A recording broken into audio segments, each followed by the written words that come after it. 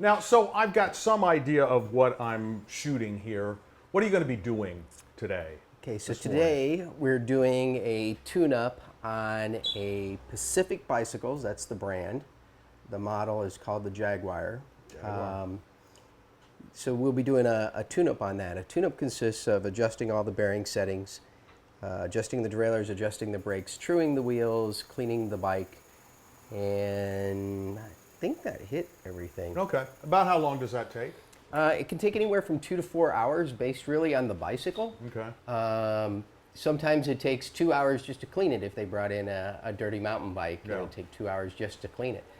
So that's why we say it takes anywhere from 2 to 4 hours. Okay. And in terms of working on this, where are you going to be standing when you do most of your work? 90% of the time you're standing on this side of the bike, which is the drivetrain side of the bike, because that's where all the components really are. Okay. All right. 10% of the time you're standing a combination of the non-drive side of the bike, front of the bike, rear of the bike. Okay. So it's about 10% of the time in that area, and it's about 90% of the time on this area. That's why your workbench is on the right-hand side, or on the behind the operator. All right, so the first thing I'm doing here now is switching out lenses, because I have been using one lens to shoot video. I want different capabilities to shoot stills, so I'm switching to a different lens. I'm lucky I have several. This is an 18 by 55, so it's a pretty wide angle lens. Then, as you remember, the first thing I like to look at is my ISO. And so I look at my ISO setting, and I'm going to shoot about 400. I think that's going to be fast enough. And I'm going to put this in the AV mode. Let's see, what's that look like? If I look at that.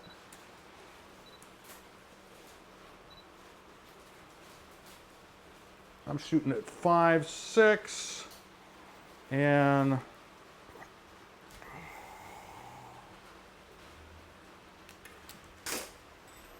this lens I can go to 3.5, so that means I've got some aperture to work with here as well. I check my I've got stabilization on this camera. I've got that on. I've also got autofocus on. Which just means that when I push the shutter halfway down, the camera will focus for me, I think. And I like to check things, and actually that's not working, so I need to figure out what I'm doing wrong here.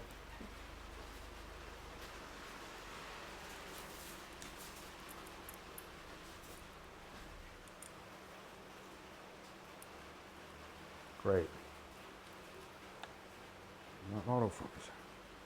Oh, I always fool myself with this. Okay, I've set my camera up a little funny. So actually, instead of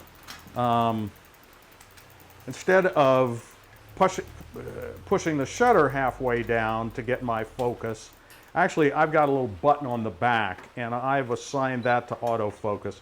So I use my thumb and engage the autofocus, and you may hear it beep.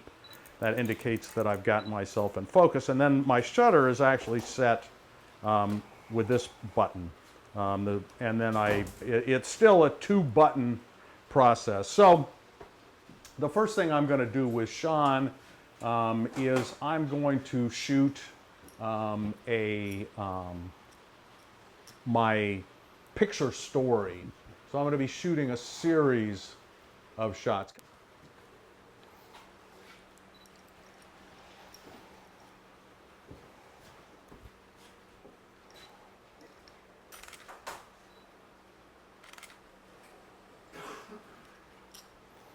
Never fails. On a rainy day, everybody will drop their stuff off, but nobody picks up in the rain. Right. Well, my son's coming in to pick up in the rain. Is he? Yeah. You did his mouth. Well, it was mine. I gave it to him. That Gary Fisher is his. Okay. That's my son. Yeah. That's a rarity. People pick up in the rain. It's one of the reasons why we were so slow yesterday. All right, the ISO is too slow at 400, so I'm going to kick it up to 1600, just so I've got a little more room to work with. And, you know, you set your ISO, you guess, and then you start shooting. And if it's not giving you what you want, you reevaluate, and off you go again.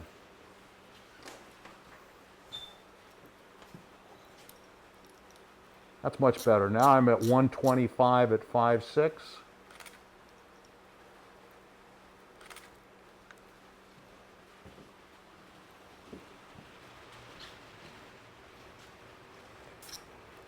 And I kind of like to start out with a, you know, just a good wide shot that puts it all in perspective, so everybody knows where we're going. And then, of course, we have to introduce the characters. And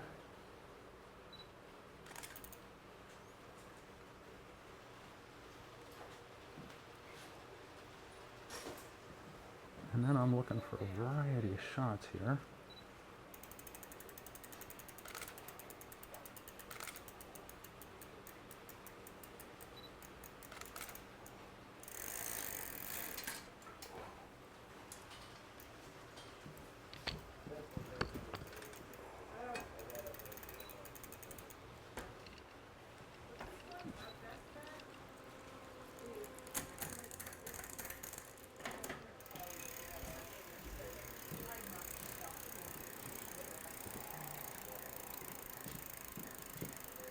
And I'm always looking for a different angle.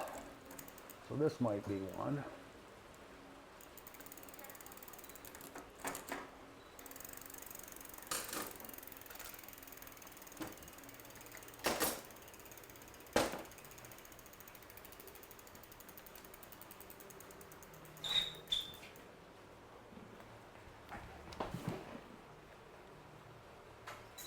But obviously, I need to get his face. There we go.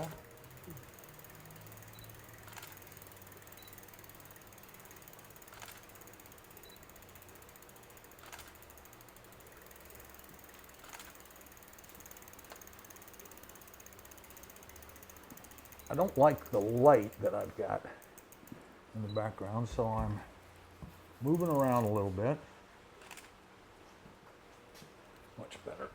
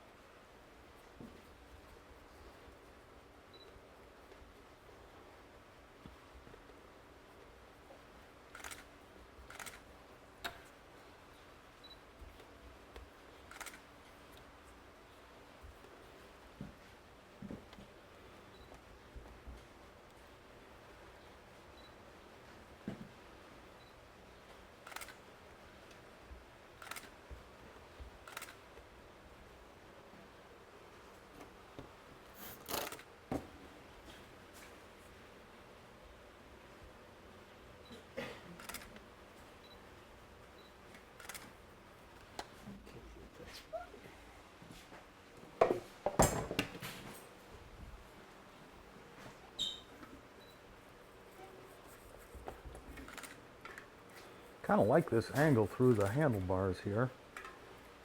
Always looking for interesting angles. Oh, through the handlebars? Yeah.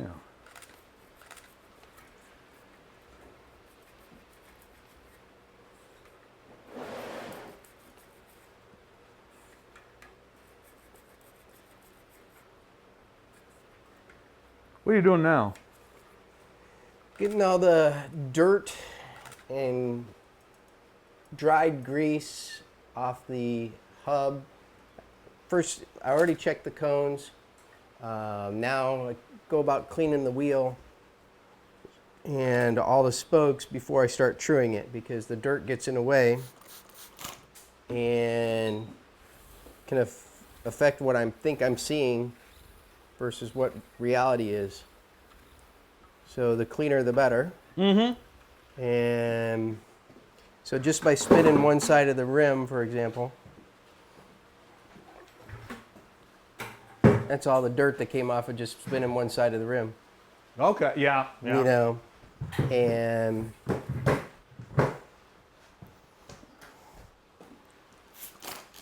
so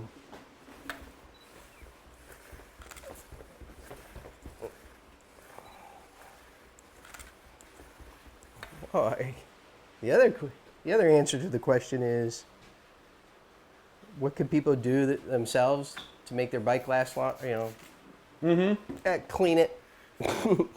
Yeah. Isn't that the truth? There's a lot of people who ride on the towpath, and they never clean their bike, and that lime from the towpath turns into cement after it gets wet and dry, wet and dry, wet and dry. Turns into cement and causes parts to freeze up. And it costs them a lot more money to fix it, when if they would have just cleaned the bike every so often, it wouldn't have to replace those parts. Mm-hmm. So, could save a lot of money.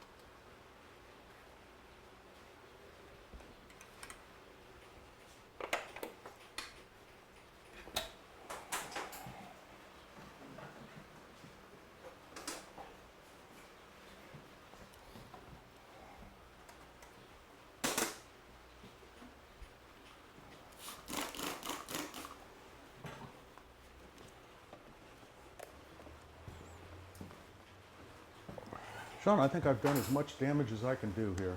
Okay. How was that? It was fairly painless, wasn't it? Yeah.